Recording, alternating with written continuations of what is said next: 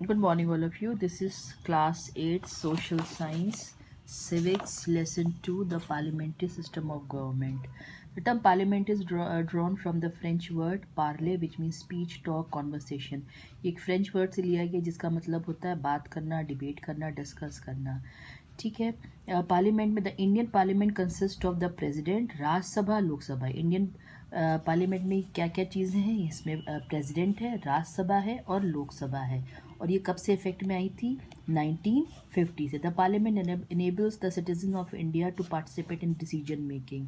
और पार्लियामेंट जो है वही बहुत मेन है क्योंकि इसमें चुने हुए लोग जाते हैं और citizen of India to participate in decision. कोई भी निर्णय कोई अकेले नहीं ले सकता है, कोई डिक्टेटर नहीं है, लेकिन सबकी मर्जी से या नागरिकों के द्वारा ही इसका संचालन होता है. रीजंस फॉर चूजिंग पार्लियामेंट, क्यों बनाई गई है?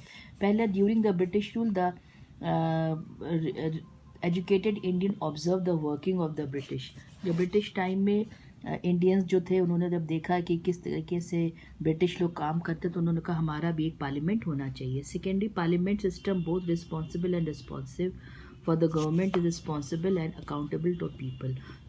पार्लियामेंट क्या होता है कि ये रिस्पॉन्सिव होती है और क्या कहते हैं रिस्पॉन्सिव होती है और ये बताती है कि क्या कहते हैं हमें क्या करना है, क्योंकि इसमें दोनों ही रिस्पॉन्सिबिलिटी होती है पार्लियामेंट की. Parliament system leaves no scope for the emergence of dictator. कोई भी तानाशाह यहाँ पे नहीं हो सकता क्योंकि पावर किसी एक के हाथ में नहीं होती है, क्योंकि इसमें मिनिस्टर्स होते हैं, प्रेसिडेंट है, प्राइम मिनिस्टर है, काउंसिल ऑफ मिनिस्टर होते हैं. इसीलिए इसकी नीड है और ये पार्लियामेंट हर कंट्री में पार्लियामेंट है ताकि उस देश का संचालन सही से हो.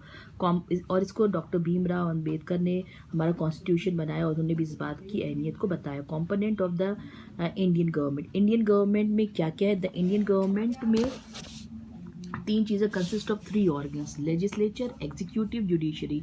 यहाँ हम सेंट्रल लेजिस्लेचर की बात करेंगे. सेंट्रल लेजिस्लेचर और the union parliament consist of 2 houses, Lok Sabha and Rajya Sabha. हमारी पार्लियामेंट में 2 हाउसेस हैं, एक लोकसभा है और एक राज्यसभा है. अब हम पहले लोकसभा के बारे में देखेंगे. लोकसभा जो है it is the house of parliament India को लोअर हाउस, इसको लोअर हाउस या लोकसभा कहते हैं. इसमें मैक्सिमम नंबर 550 होने चाहिए और इसकी क्वालिफिकेशन क्या होनी चाहिए किसी मेंबर की? भारत का नागरिक होना चाहिए, 25 साल से एज ज़्यादा होनी चाहिए, कोई भी अपराधी प्रवृत्ति का नहीं होना चाहिए और किसी और नौकरी को जिसमें उसको प्रॉफिट मिल रहा हो वो नहीं होना चाहिए. Should be proclaimed insolvent, should have an name in the electoral rolls in any party of the country. ठीक है, उसका नाम जनगणना में होना चाहिए या पार्टी में होना चाहिए. Election and working. लोकसभा का इलेक्शन कैसे होता है? 5 ईयर्स के लिए होता है. और उसके बाद इसकी वर्किंग कैसे होती है? Whole country is divided into different constituency. Each constituency consists of several lakh of people. Every adult of 18 years of ago have been given the right to vote. 18 साल से उम्र के ज़्यादा किसी को भी वोट करने का अधिकार होता है. Votes are cast on the basis of secret ballot. आपको पता है वोटिंग कैसे होती? जाते हैं मशीन, तो मशीन होने लगी, आप बटन दबाते हैं और फिर आप अपने मनपसंद जो आपके जिसको आप चाहते हो उम्मीदवार उसको आप वोट दे सकते हैं. ठीक है, आप इसके आगे का पढ़ लीजिएगा. उसके बाद ये है कि स्पीकर ऑफ द लोकसभा होता है. Speaker after the general election, जब इलेक्शन हो जाते हैं सब चुन लिए जाते हैं तो एक लोकसभा का स्पीकर होता है. ठीक है, जो लोकसभा की जो भी कार्रवाई होती है उसको संचालित करता है. एक स्पीकर एक होता है और एक डेप्यूटी स्पीकर होता है. इसको आप देख लीजिएगा. बहुत सारे काम स्पीकर को करने होते हैंगे. ठीक है, वो आप देख ली क्या क्या काम करने होते हैं. डिसिप्लिन रखना होता है, बिल्स पे सुनवाई करनी होती है, बहुत सारे काम है जो वो करता है.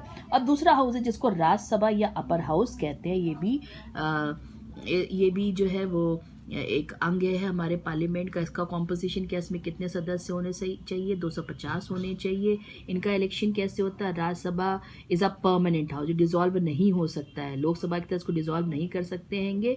और इनका जो कार्यकाल होता है वो 6 ईयर्स का होता है, 6 साल का होता है. इनकी क्वालिफिकेशन क्या होती है? Must be citizen of India, 30 साल की एज होनी चाहिए, अपराधी नहीं होनी चाहिए, कोई और नौकरी नहीं करने वाला होना चाहिए और वोटर लिस्ट में इनका नाम होना चाहिए. ठीक है, उसके बाद इनके पावर और फंक्शन क्या क्या होता है? सबसे पहले इनका पावर या फंक्शन है, main function of the parliament is to frame laws. ठीक है, सबसे मेन है इनका लॉ बनाना और उसके अलावा भी फाइनेंशियल कंट्रोल करना है कंट्रोल ओवर एग्जीक्यूटिव मतलब जो मिनिस्टर्स हैं, जो अधिकारी, उन पर कंट्रोल रखना। जुडिशियल पावर या न्यायिक पावर भी इनके पास होता है, ठीक है, कि जज को अपॉइंट करना या किसी तरीके से कोई खराब जज है या कोई अपराधी प्रवृत्ति का बन गया, ये सब देखना भी। इलेक्टोरल चुनाव करवाने, ठीक है, role in the election of president और वाइस प्रेसिडेंट का इलेक्शन कैसे होना, ये सब काम राज्यसभा करती है।